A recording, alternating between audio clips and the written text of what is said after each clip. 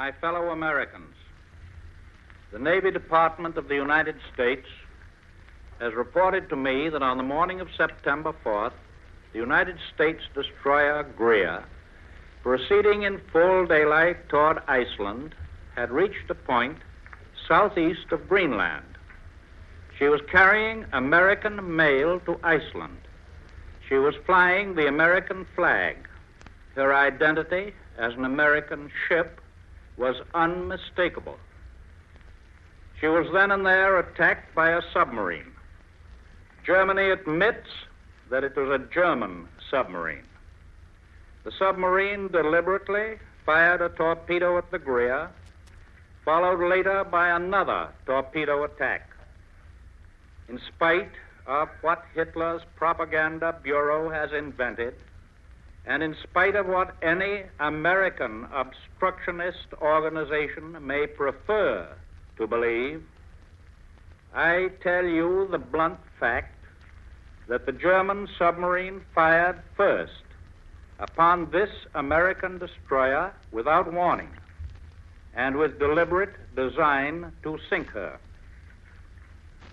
Our destroyer at the time was in waters which the government of the United States had declared to be waters of self-defense, surrounding outposts of American protection in the Atlantic. In the north of the Atlantic, outposts have been established by us in Iceland, in Greenland, in Labrador, and in Newfoundland. Through these waters there pass many ships of many flags. They bear food and other supplies to civilians, and they bear materiel of war, for which the people of the United States are spending billions of dollars, and which, by congressional action, they have declared to be essential for the defense of our own land. The United States destroyer, when attacked, was proceeding on a legitimate mission. If the destroyer was visible to the submarine when the torpedo was fired, then the attack was a deliberate attempt by the Nazis to sink a clearly identified American warship. On the other hand, if the submarine was beneath the surface of the sea, and with the aid of its listening devices fired in the direction of the sound of the American destroyer, without even taking the trouble to learn its identity, as the official German communique would indicate, then the attack was even more outrageous. For it indicates a policy of indiscriminate violence against any vessel sailing the seas, belligerent or non-belligerent. This was piracy. Piracy legally and morally. It was not the first nor the last act of piracy which the Nazi government has committed against the American flag in this war. For attack has followed attack. A few months ago, an American flag merchant ship, the Robin Moore, was sunk by a Nazi submarine in the middle of the South Atlantic under circumstances violating long-established international law, violating every principle of humanity. The passengers and the crew were forced into open boats hundreds of miles from land in direct violation of international agreements signed by nearly all nations, including the government of Germany. No apology, no allegation of mistake, no offer of reparations has come from the Nazi government. In July 1941, nearly 2 months ago, an American battleship in North American waters was followed by a submarine which for a long time sought to maneuver itself into a position of attack upon the battleship. The periscope of the submarine was clearly seen. No British or American submarines were within hundreds of miles of this spot at the time, so the nationality of the submarine is clear. 5 days ago, a United States Navy ship on patrol picked up 3 survivors of an American-owned ship operating under the flag of our sister Republic of Panama, the steamship Cesar. On August 17th, she had been first torpedoed without warning and then shelled near Greenland while carrying civilian supplies to Iceland. It is feared that the other members of the crew have been drowned. In view of the established presence of German submarines in this vicinity, there can be no reasonable doubt as to the identity of the flag of the attacker. 5 days ago, another United States merchant ship, the Steel Seafarer, was sunk by a German aircraft in the Red Sea 220 miles south of Suez. She was bound for an Egyptian port. So 4 of the vessels sunk or attacked flew the American flag and were clearly identifiable. 2 of these ships were warships of the American Navy. In the 5th case, the vessel sunk clearly carried the flag of our sister Republic of Panama. In the face of all this, we Americans are keeping our feet on the ground. Our type of democratic civilization has outgrown the thought of feeling compelled to fight some other nation by reason of any single piratical attack on one of our ships. We are not becoming hysterical or losing our sense of proportion. Therefore, what I am thinking and saying tonight does not relate to any isolated episode. Instead, we Americans are taking a long-range point of view in regard to certain fundamentals, a point of view in regard to a series of events on land and on sea, which must be considered as a whole, as a part of a world pattern. It would be unworthy of a great nation to exaggerate an isolated incident or to become inflamed by some one act of violence.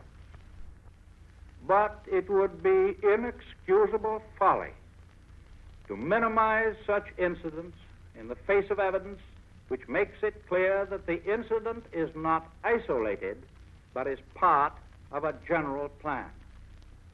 The important truth is that these acts of international lawlessness are a manifestation of a design that has been made clear to the American people for a long time. It is the Nazi design to abolish the freedom of the seas and to acquire absolute control and domination of these seas for themselves.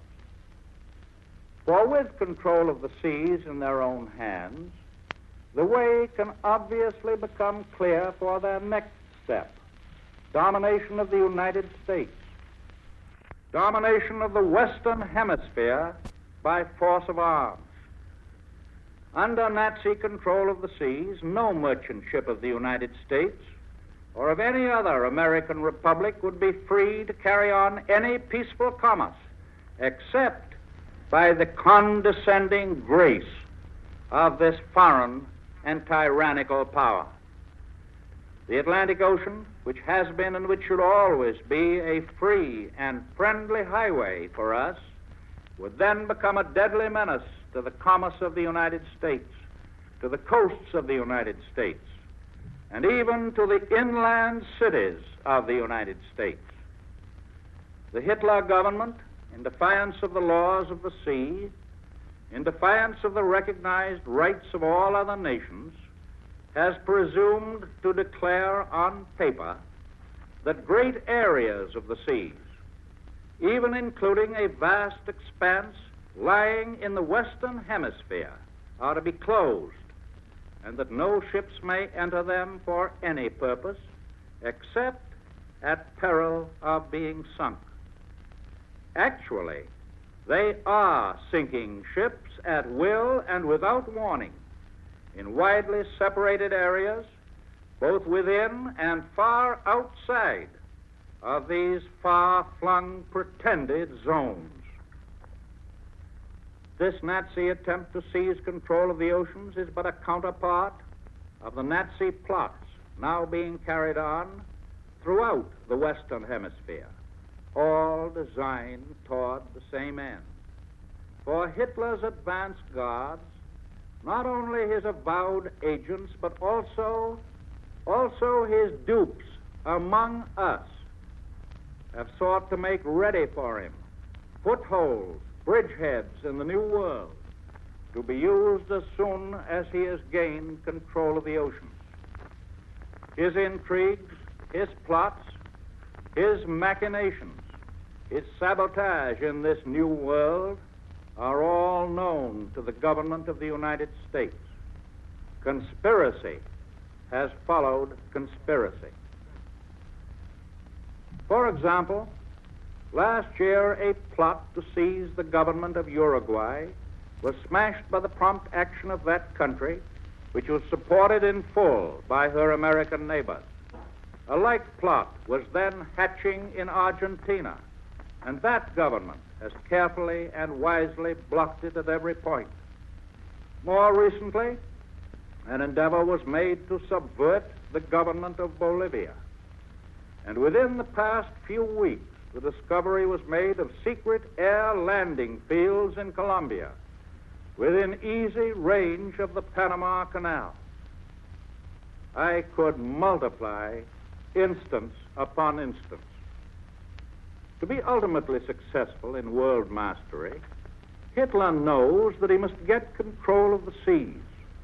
He must first destroy the bridge of ships, which we are building across the Atlantic, and over which we shall continue to roll the implements of war to help destroy him, to destroy all his works in the end. He must wipe out our patrol on sea and in the air, if he is to do it. He must silence the British Navy. I think it must be explained over and over again to people who like to think of the United States Navy as an invincible protection that this can be true only if the British Navy survives. And that, my friends, is simple arithmetic.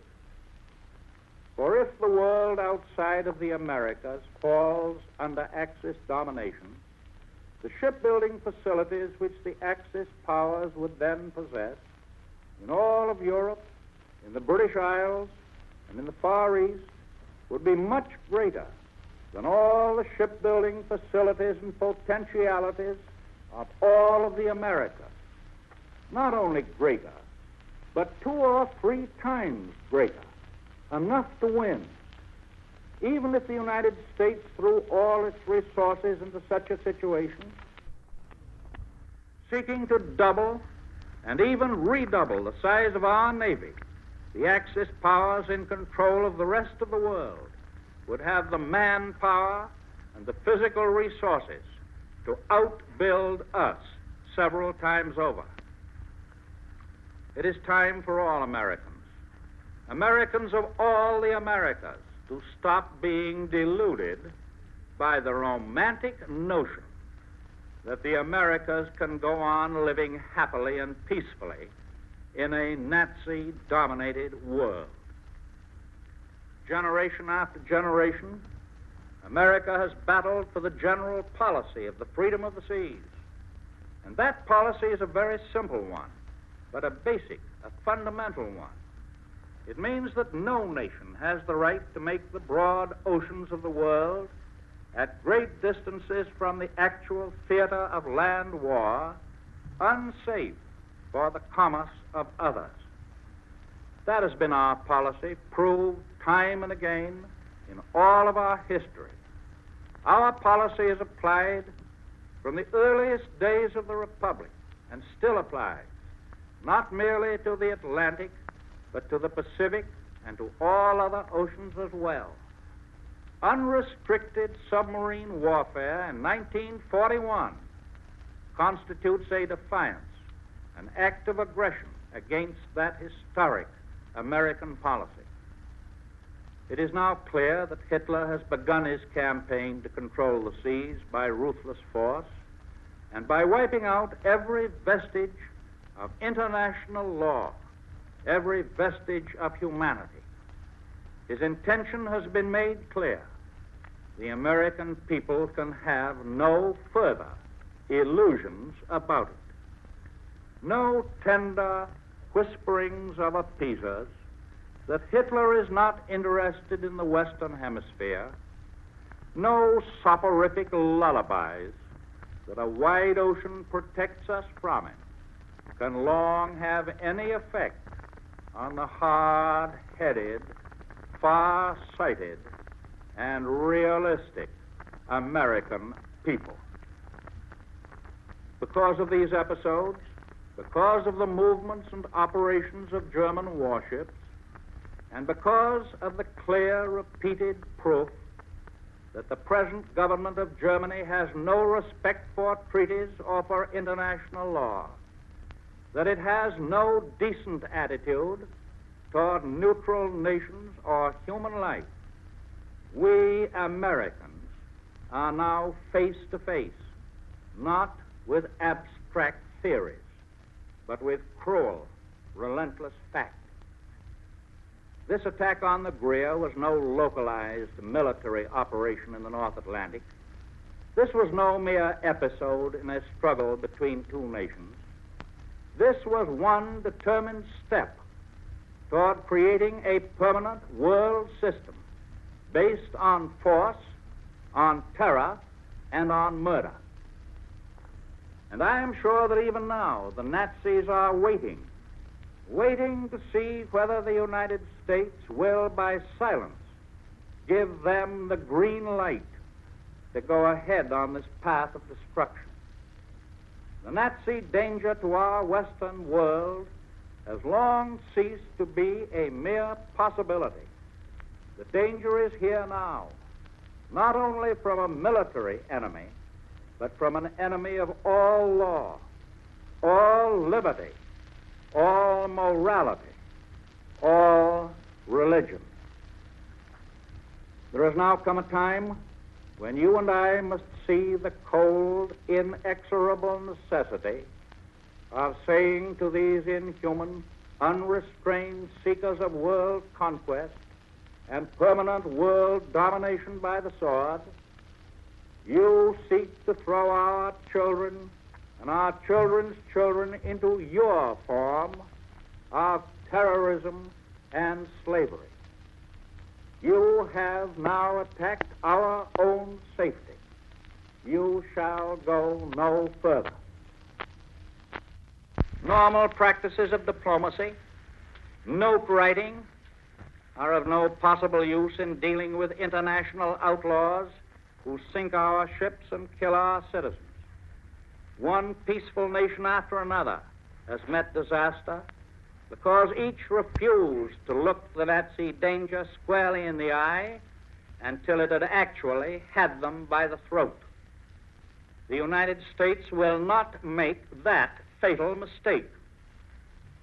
No act of violence, no act of intimidation will keep us from maintaining intact two bulwarks of American defense. First, our line of supply of material to the enemies of Hitler. And second, the freedom of our shipping on the high seas.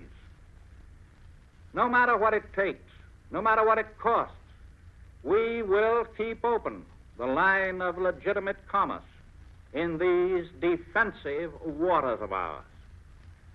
We have sought no shooting war with Hitler. We do not seek it now. But neither do we want peace so much that we are willing to pay for it by permitting him to attack our naval and merchant ships while they are on legitimate business. I assume that the German leaders are not deeply concerned tonight or any other time by what we Americans or the American government says or publishes about them. We cannot bring about the downfall of Nazism by the use of long-range invective. But when you see a rattlesnake poised to strike, you do not wait until he is struck before you crush him. These Nazi submarines and raiders are the rattlesnakes of the Atlantic. They are a menace to the free pathways of the high seas. They are a challenge to our own sovereignty. They hammer at our most precious rights when they attack ships of the American flag, symbols of our independence, our freedom, our very life. It is clear to all Americans that the time has come when the Americas themselves must now be defended. A continuation of attacks in our own waters, or in waters that could be used for further and greater attacks on us, will inevitably weaken our American ability to repel Hitlerism. Do not let us be hair splitters. Let us not ask ourselves whether the Americas should begin to defend themselves after the first attack, or the 5th attack, or the 10th attack, or the 20th attack. The time for active defense is now. Do not let us split hairs. Let us not say we will only defend ourselves if the torpedo succeeds in getting home, or if the crew and the passengers are drowned. This is the time for prevention of attack. If submarines or raiders attack in distant waters, they can attack equally well within sight of our own shores. Their very presence in any waters which America deems vital to its defense constitutes an attack. In the waters which we deem necessary for our defense, American naval vessels and American planes will no longer wait until Axis submarines lurking under the water or Axis raiders on the surface of the sea strike their deadly blow first. Upon our naval and air patrol, now operating in large number over a vast expanse of the Atlantic Ocean, falls the duty of maintaining the American policy of freedom of the seas now. That means very simply, very clearly, that our patrolling vessels and planes protect all merchant ships, not only American ships, but ships of any flag engaged in commerce in our defensive waters. They will protect them from submarines. They will protect them from surface raiders. This situation is not new. The Secretary of the United States, John Adams, ordered the United States Navy to clean out European privateers and European ships of war which were infesting the Caribbean and South American waters, destroying American commerce. The third President of the United States, Thomas Jefferson, ordered the United States Navy to end the attacks being made upon American and other ships by the corsairs of the nations of North Africa. My obligation as President is historic. It is clear. Yes, it is inescapable.